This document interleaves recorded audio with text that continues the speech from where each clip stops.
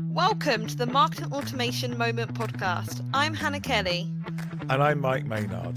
This is Napier's podcast to tell you about the latest news from the world of marketing automation.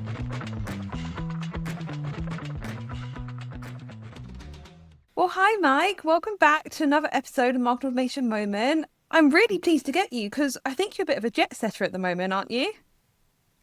Hi, Hannah. Great to talk to you again. Yeah, it's been quite busy with a lot of travel. I'm actually off to Germany next week as well. So it's great to have a chance to sit down and talk about marketing automation.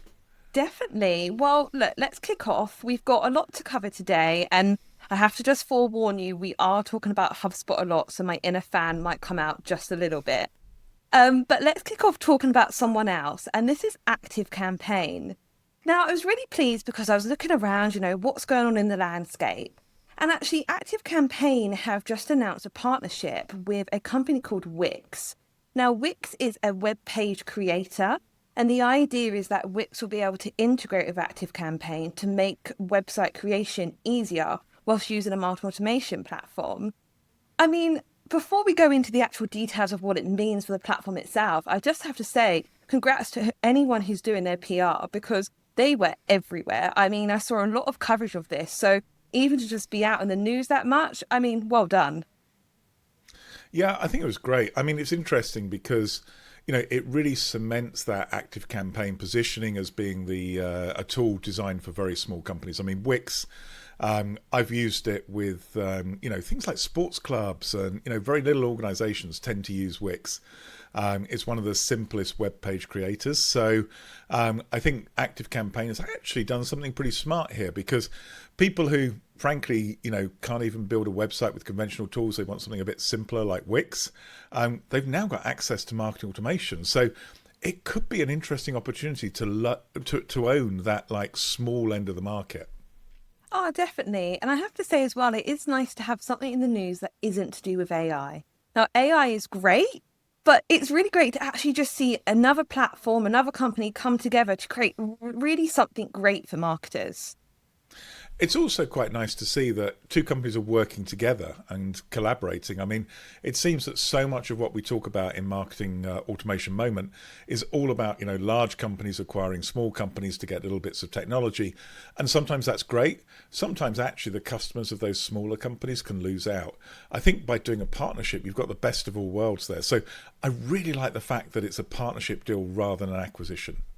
Oh, that's a fantastic point, Mike. But let's move on because I want to talk about someone a little bit bigger. Now, as I mentioned, it is a bit HubSpot focus, this podcast episode, but I think it's really worthwhile. And the first thing I really wanted to kick off was talk about the news of HubSpot actually acquiring Dashworks.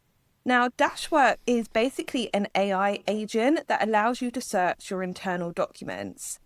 Now, this is really cool. I think it provides a really easy AI integration to support marketers. But I wanted to hear what you thought about it because I know you actually did a webinar yesterday about how to integrate AI into marketing campaigns. So what do you actually think about a tool like this? Well, I think it's interesting. I mean, HubSpot, they've got their AI tools already integrated into HubSpot. They've probably been arguably, if not one of perhaps, even the most advanced in terms of integrating AI, and yet they're still having to acquire companies to fill out their AI offerings. So to me, what it says is that, we're a long way away from getting the AI functionality that marketers need and want into our marketing automation platforms. And that's really interesting because, people using HubSpot obviously have some AI features, as, for example, does Salesforce, your friend Einstein.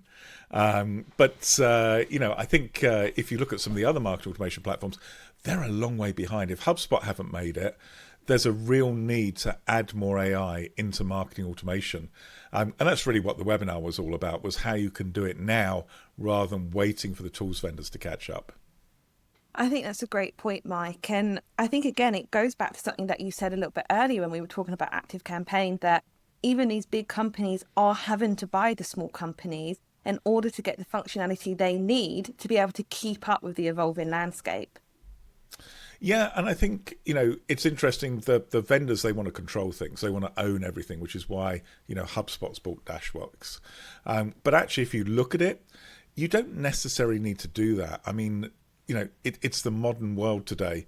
Everything's cloud based, everything has an API, and I won't go too technical for the listeners here, but basically, all the systems that you need have the ability to connect together, and that's what we talked about in the webinar.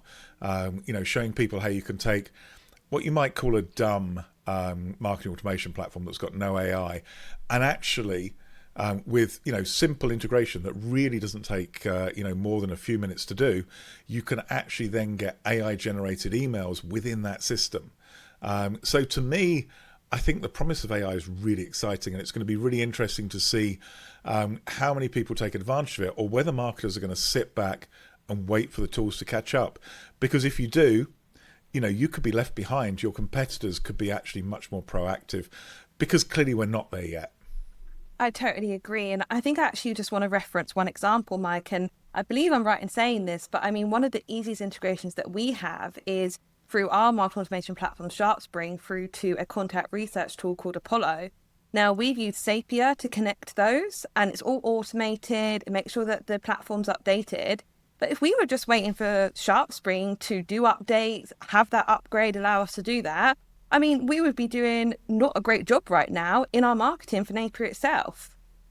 Yeah, absolutely. And it's a really interesting point because, we've now got the ability, you can enter an email and all the contact details are filled out. It's also really important, if you want to use AI, that you give the AI as much information about the contact as you possibly can. And so this content enrichment, it's a key part of using AI. Get as much data about the contact, because that will then let you create better and more complete emails. Or, if it's not emails, maybe it's just a sentence or some customization information, or perhaps a different landing page. But all of that's really important. So I think, marketers now, particularly with the importance of AI, probably do need to think about, doing some of this integration and using a couple of tools together rather than relying on a single tool to do everything. Because frankly, those, single integrated tools, they've got some catching up to do. Absolutely. And I can't resist, Mike. So I'm just going to do a little plug for our webinar. We'll make sure that the link to the on-demand version is in the show notes. And so listeners, if you're there, please watch it. Let us know what you think. And if you have any questions, please do reach out, because it was a very interesting webinar, although I'm a little bit biased, but I do say so myself. But let's move on, Mike, because still on HubSpot, but actually something that HubSpot is doing really well. And we've always thought this about HubSpot, but I was browsing their webinars, looking at what they're talking about, and they had some really good sessions on training. And what I really loved about this was that there was beginner training as well as intermediate training. So it was all sorts of different levels. Now, I do think it varies, but HubSpot's great at this. Other platforms, not so much. Do you think marketing automation platforms do provide enough training to their users? Oh, that's a great question. Probably applies to all marketing technology platforms. So, I mean, obviously, there's been a lot of documentation about HubSpot, how they realized that actually the big problem was people were signing up to HubSpot and then leaving after the first year because they weren't using the tool. And HubSpot worked out not only that actually getting people to use the tool was going to increase, the stickiness, increase customer retention, but actually they could charge for some of that. And so they started charging for onboarding. Now, I think what we see in the market today is that there's a lot of companies offering onboarding, but very few at the level or with the quality of HubSpot. And to me, it's not so much about charging for onboarding. It's much more about the quality of the training that makes you use the tools. I mean, what do you think, Hannah? I mean, I do agree. And to me as well, I think there's a very big difference between the onboarding period and then needing ongoing training. So onboarding is about, getting things up to speed. This is how you can do the simple automations, emails, whatever it may be. But then often companies are still left to just then figure it out by themselves. Because one of the things, we've talked about in the past is that you have to continuously optimize. And, we're talking a bit more about that in our insightful tip of the week in a minute. But often marketing automation platforms just go, okay, cool, you're onboarded, have a great time. And yet actually you don't still get that ongoing training, that ongoing help. And that's actually where it's really needed, because you don't just set something up and leave it like that forever. And if you are doing that, then you're doing it wrong. Absolutely. And one of the things we were talking about before we started recording is the way HubSpot's approach some of this new training is actually by giving it levels. So you get, beginner, intermediate, advanced. And I think that's a great idea because they've recognized that it's not just the onboarding, it's not just being able to send your first email, it's about being able to do more and more as you learn more about the platform. So, you were absolutely right when you talked about that. I think it's a really great point. They've understood why they're doing the training. And I think that's going to definitely help HubSpot and make it much more sticky. Definitely. And I mean, the other thing that HubSpot does do, and this is huge, so this won't surprise any of our listeners, and that is the inbound conference. Now, I want to just have a really quick chat about this because it's hosted in September like it is every year. But normally up to this point, it's actually been hosted in Boston where they're headquartered. And what's really interesting is that it's actually being hosted in San Francisco this year. And I believe, Mike, you know a little bit about the kind of expedition conference hall that it's being hosted in. Yeah, I mean, it's really interesting, and you've got to wonder why they're doing it. So, I mean, for listeners that don't know, HubSpot was founded in Boston, which is why the Inbound Conference was held in Boston. And obviously, for us Europeans, we're both based in Europe, so actually, it really helps to have a conference on the East Coast rather than the West Coast of America. But what HubSpot's done is they've moved it to San Francisco, and I can see lots of reasons why they do that. One might just be size of venue, but it could also be around positioning the company. Although you do wonder because, perhaps the most famous conference in San Francisco is Dreamforce, and you just wonder whether maybe HubSpot has got a little bit of Salesforce envy. I don't know. What do you think, Hannah? Oh, I like that. A bit of jealousy. Yes. I think it'll be interesting. And I think as we get closer to it and then seeing how people react will be really interesting. I don't think they've come out and said any specific reasons yet, but maybe that will come clear as the conference actually takes place. Yeah, and actually, I mean, I've been to quite a few inbounds. I'm not yet signed up for this one. I'm still on the fence, so we'll have to see what happens. Definitely. Well, let's move on to our insightful tip of the week. Now, this is a really interesting one, and I want to have a chat about spring cleaning your marketing automation platform. Now, I think companies get things running. They could have the most brilliant, efficient marketing automation platform in the world, and yet they still leave contacts in the database that will never be useful. And what I mean is that they will maybe approach, some target companies. They'll have these contacts in their database for years and years and years, but actually those people could not even work there anymore.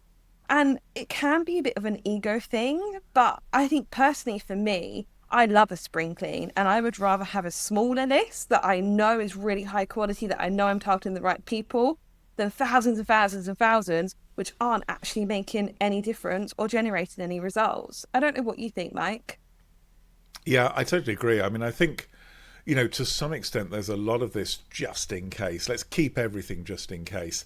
And it results in, you and I have seen this. There are companies out there with more contact records that are hard bounces. People who've left the company, you can't contact them, you can't access them. They've gone. More of them than actually active contacts. And also you're paying potentially for some of those contacts. So from my point of view, I think it's a bit of an ego thing. I think people are a bit scared to let go of contact data.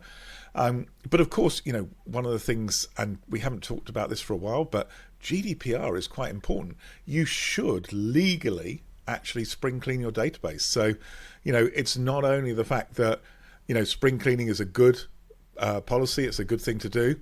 And obviously you like it, Hannah, so therefore it's very important. But also it's actually a legal requirement in some cases.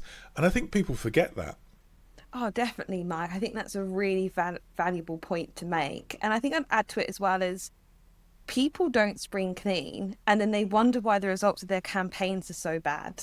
So, these emails are going to these people and it's like, God, I've got such high bounce rates, nobody's opening. And it's, well, are you actually sending to people, as you mentioned, who still exist in these companies? Or is it just going to emails that generally don't exist anymore? Yeah, and I think that's a really difficult thing. I mean, you and I know that we've had people who've been, for example, receiving our newsletter for years that don't seem to be engaged and then will come to us and actually become a prospect. So spring cleaning, it's a really important thing to do, but it's very difficult. I mean, to me, if you've got people there that are hard bounces, they should go. I mean, they're not going to help, really. I don't see anyone reporting on the number of clicks from hard bounces because pretty much the number's always zero. So I think they should go. But there is a question about how you deal with contacts that may or may not be active. And particularly, when you're sending things that are like newsletter update content, a lot of people can sit there and lurk. And so I think you've got to make sensible decisions. It's not a case of, cleaning out everybody who's not clicked on an email in the last, quarter or 6 months. I've seen companies with very draconian approaches to removing contacts, even if they've, not engaged for a short time. And that could be a particular problem, for example, if someone goes on maternity leave, particularly in Europe, where you can have long maternity leaves, that contact's still active, it's still relevant. But when they come back, they've been removed from your database because they've not engaged whilst they've been away. So I think it's something that needs a bit of thought. But definitely, now's the time for a good spring clean. So take a look at your marketing automation platform and remove the data that really isn't helping you. I think that is brilliant advice to leave the podcast today, Mike. So thanks so much for your time and for such a great conversation. Well, thanks, Hannah. Great topics as always. Really enjoyed chatting to you again. Thanks for listening to the Marketing Automation Moment podcast. Don't forget to subscribe in your favourite podcast application, and we'll see you next time.